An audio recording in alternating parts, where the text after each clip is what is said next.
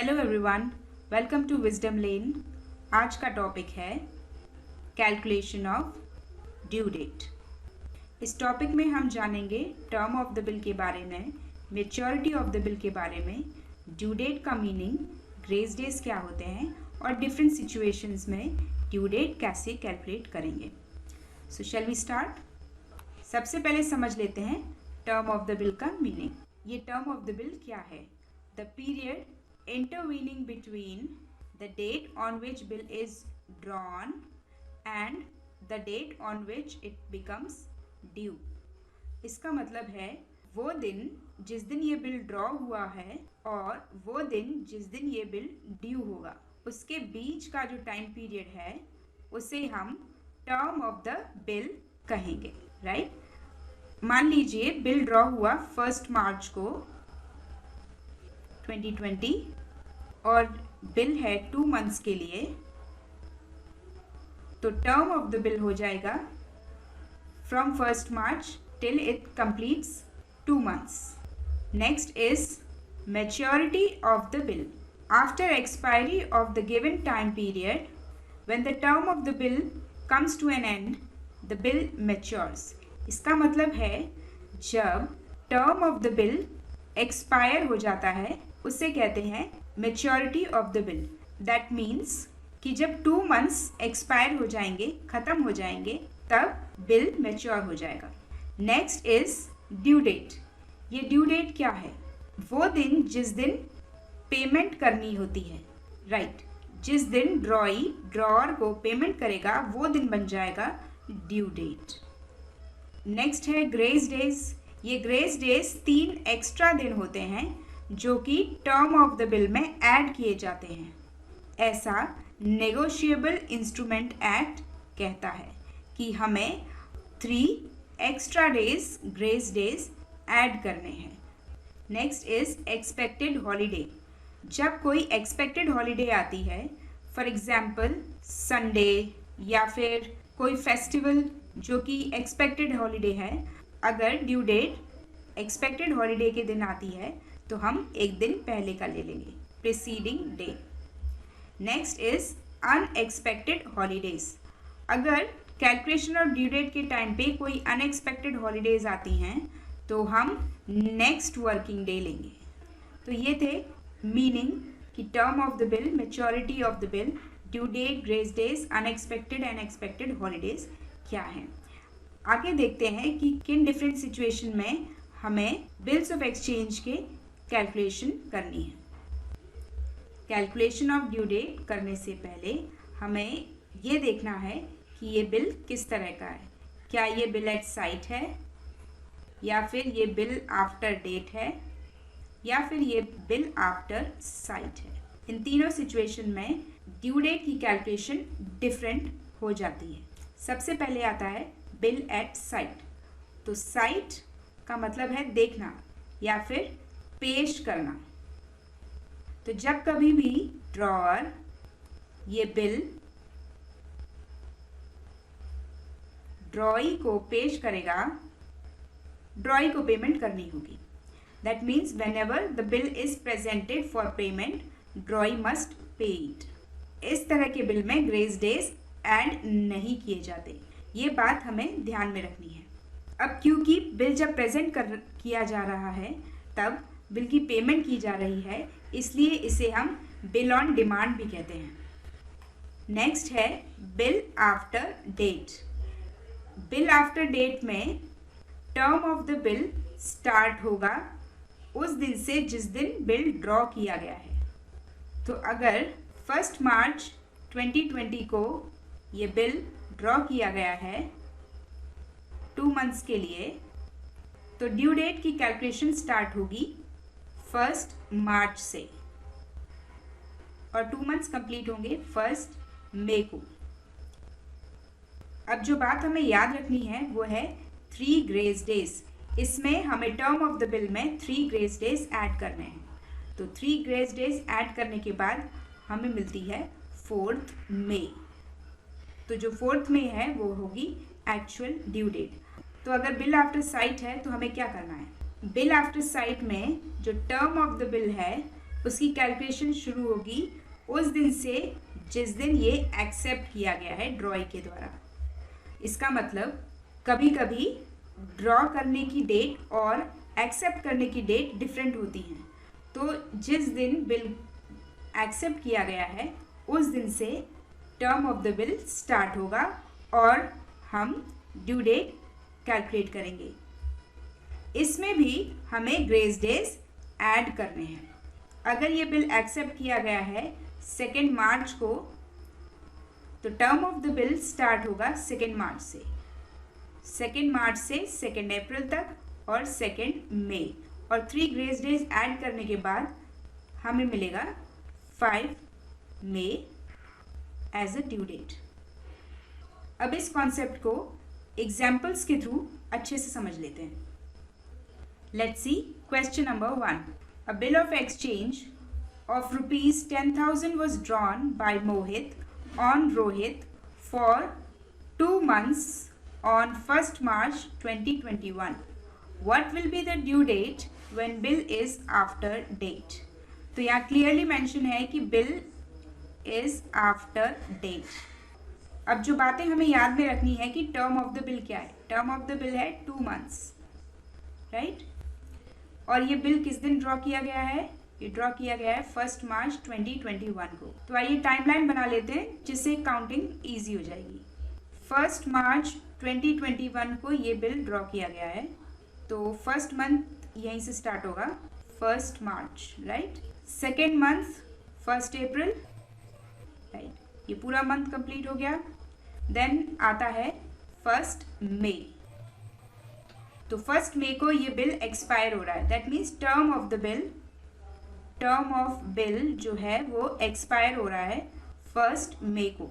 अब हमने सीखा था कि अगर बिल आफ्टर डेट है तो उसमें 3 ग्रेस डेज ऐड किए जाते हैं, राइट। तो इसमें हम 3 डेज ऐड करेंगे, 1 + 3 is 4th। So due date है 4th मई, और 4th मई को कोई एक्सपेक्टेड हॉलीडे नहीं है, इसलिए 4th में ही ड्यू डेट है। Simple. Okay, let's move on to the next question. Now question number 2 कहता है Rohan sold goods to Mohan worth ₹5,000 and drew a bill on 2 April 2021 for 3 months. Mohan accepted the bill on 5th April 2021. What will be the due date in the following situations? पहली situation है when bill is after date और दूसरी situation है when bill is after sight. तो question number 2 कहता है रोहन ने मोहन को गुड्स सेल किए। अमाउंट पे ध्यान नहीं देंगे, जिस चीज़ पे हमें फोकस करना है कि ये बिल किस दिन ड्रॉ किया गया है और टर्म ऑफ द बिल क्या है। यहाँ पे एक और चीज़ मेंशन की गई है, बिल का एक्सेप्टेंस डेट। बिल को ड्रॉ करने की डेट और बिल को एक्सेप्ट करने की डेट, ये दोनों ही डेट डिफरेंट हैं। लेट्स सी कि सिचुएशन 1 में क्या होता है। तो टाइमलाइन बना लेते हैं सिचुएशन 1 के लिए। बिल एक्सेप्ट किया गया है 2 अप्रैल को, राइट, ये है। सो फर्स्ट मंथ कंप्लीट है होगा 2 मई को, सेकेंड मंथ कंप्लीट होगा 2 जून को, और थर्ड मंथ कंप्लीट होगा 2 जुलाई। फर्स्ट सिचुएशन के अकॉर्डिंगली हमें 2 जुलाई में 3 ग्रेस डेज ऐड कर देने हैं। 3 ग्रेस डेज ऐड करके जो दिन आएगा वो है 2 + 3 is 5, so 5th July will be the due date. किस सिचुएशन में? When bill is after date. अगर बिल आफ्टर डेट का है तो हमें काउंटिंग उस दिन से शुरू करनी है जिस दिन ये बिल ड्रॉ किया गया, और ये बिल ड्रॉ किया गया है 2 अप्रैल को, तो इस सिचुएशन में 5th जुलाई आएगी हमारी ड्यू डेट। सिचुएशन 2 में कहा है कि ये बिल आफ्टर साइट है, और हमने सीखा है कि बिल आफ्टर साइट में calculation of due date start होती है जिस दिन ये बिल एक्सेप्ट किया गया है। ये बिल एक्सेप्ट किया गया है 5th अप्रैल को, तो ड्यू डेट भी यहीं से स्टार्ट होगी। तो टाइमलाइन बनाते हैं 5th अप्रैल से 5 मई को फर्स्ट मंथ कंप्लीट है, सेकेंड मंथ कंप्लीट होगा 5 जून को, और थर्ड मंथ कंप्लीट होगा 5 जुलाई को, राइट। और 3 ग्रेस डेज तो ऐड करने ही हैं, 5 + 3 = 8, तो 8 जुलाई हो गया ड्यू डेट। अब आप देख सकते हैं डिफरेंस कि जिस दिन बिल ड्रॉ किया गया है और जिस दिन बिल एक्सेप्ट किया गया है, अगर ये दोनों डेट्स सेम नहीं हैं तो ड्यू डेट में कितना डिफरेंस आ जाता है। तो ये बात हमें ध्यान में रखनी है। Okay, let's move on to the next question. Question number 3 कहता है, Jimmy accepted a bill drawn by Mimi on 1 July 2021 for purchasing goods worth ₹2000. The bill is payable after 45 days. When will the bill mature? Amount पे हम ध्यान नहीं देंगे because amount अभी ज़रूरी नहीं है, हमें कैलकुलेशन ऑफ ड्यू डेट करनी है। ये है एक डिफ़िकल्टी लेवल। यहाँ पर टर्म ऑफ द बिल जो है वो डेज में दिया है, जिसके लिए मैं हमेशा अपने स्टूडेंट्स को एक एडवाइस देती हूँ कि जब भी आपको term of the bill days में दिया है तो आप डेज में ड्यू डेट निकालिए, और जब term of the bill months में है तो आप कैलकुलेशन ऑफ ड्यू डेट भी मंथ्स में ही कीजिए।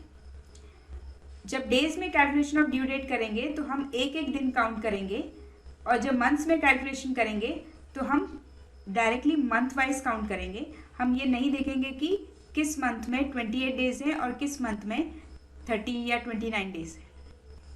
इस क्वेश्चन में क्लियरली मेंशन है कि this bill is payable after 45 days, तो इसका मतलब ये बिल आफ्टर डेट है, और इसका टर्म ऑफ द बिल शुरू होगा 1 जुलाई से। जुलाई में कितने दिन होते हैं? 31 डेज। 31 डेज यहाँ कंप्लीट हो गए। अब स्टार्ट हो गया मंथ अगस्त। अब 45 में से 31 डेज आपने निकाल दिए, तो कितने दिन बचे? 14 डेज, राइट। तो 14 डेज कहाँ से आएंगे? 14 डेज आएंगे अगस्त के मंथ में से। अब क्योंकि ये मंथ कंप्लीट नहीं हुआ है इसलिए हम इसी में ही 3 ग्रेस डेज ऐड कर देंगे। 14 + 3 विल बी 17, तो 17 August will become the due date. Let's move on to the next question.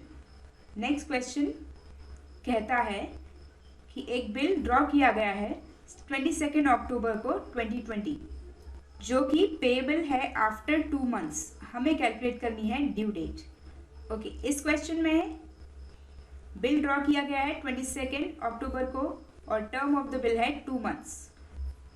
तो ये सिंपल है।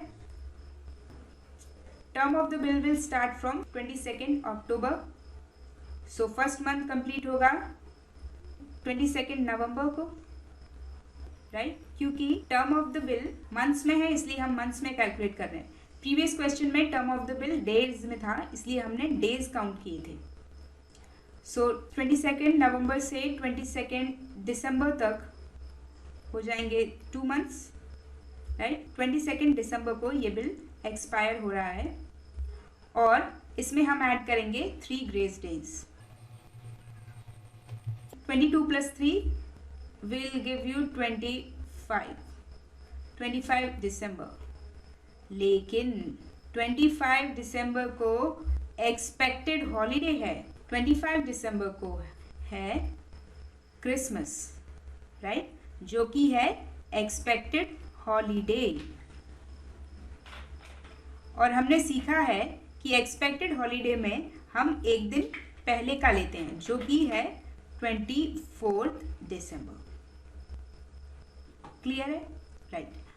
तो जब कभी भी एक्सपेक्टेड हॉलीडे आएगा हमें ड्यू डेट एक दिन पहले की ले लेनी है। Let's do the last question. So this is the last question of the video. Sarita drew a bill of ₹3000 on Kavita on 1st Feb 2020, which is payable after 60 days. On which date Sarita has to present the bill to Kavita for payment? अब जो बातें हमें यहाँ याद रखनी है वो है कि ये बिल किस दिन ड्रॉ किया गया है और टर्म ऑफ द बिल क्या है। यहाँ क्लियरली मेंशन है कि bill is payable after the date. क्या है वो डेट? After 60 days. सो ये फिक्स पीरियड है जिसके बाद ये बिल पे किया जाएगा। दैट मीन्स ये है बिल आफ्टर डेट। और हमें पता है बिल आफ्टर डेट में हमें टर्म ऑफ द बिल उस दिन से कैलकुलेट करनी है जिस दिन ये बिल ड्रॉ किया गया है। ये बिल ड्रॉ किया गया है 1 Feb 2020 को। एक बात जो हमें नोटिस करनी है कि 2020 जो है वो लीप ईयर है। जैसा कि हम जानते हैं कि लीप ईयर में 29 डेज होते हैं फेब मंथ में, राइट? तो ये बात ध्यान में रखिए। अब स्टार्ट करते हैं ड्यू डेट काउंट करना। सबसे पहले टाइमलाइन बना लेते हैं। 1 Feb को term of the bill start होगा। कब तक रहेगा? पूरा फेब निकल जाएगा और आएगा 1 मार्च। तो फेब में कितने डेज? 29 डेज। सो 60 में से 29 डेज तो यही निकल गए और कितने डेज हमारे पास बचे? 31 डेज।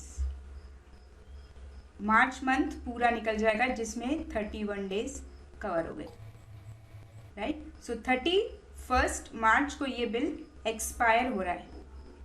अब इसमें हम ऐड करेंगे 3 ग्रेस डेज। तो यहाँ पर आप ब्लाइंडली 31 + 3 मत करिए बिकॉज ये 3 ग्रेस डेज आएंगे अप्रैल मंथ से। So 1 April, 2 April and 3 April. So these are 3 grace days, right? So due date क्या होगी? 3 अप्रैल 2020। क्लियर है?